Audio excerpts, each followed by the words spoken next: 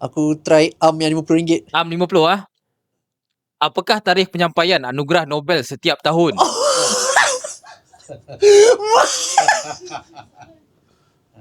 Kejap. Dia baru lagi ni. 1 Januari. Bukan. Jawapannya 10 Disember. 10 Disember. Dekat tu. Aduh. Kita try Malaysia. Berapa? 50. Okey. Siapakah pemangku Perdana Menteri ketika UMNO dinyahadaftarkan pada tahun 1988? Tu Dr. Mahathir. Bukan Tun Dr. Mahathir. Okey, jawapannya Tun Ling Leong Sik. Lim Yong Sik. Lim Yong Sik. Kita ada satu soalan khas sempena kerjasama dengan Lego FC bernilai RM20. Siapakah satu-satunya pemain yang telah menjaringkan gol dalam pusingan akhir UEFA Champions League, UEFA Cup, English FA Cup dan English League Cup? Ya.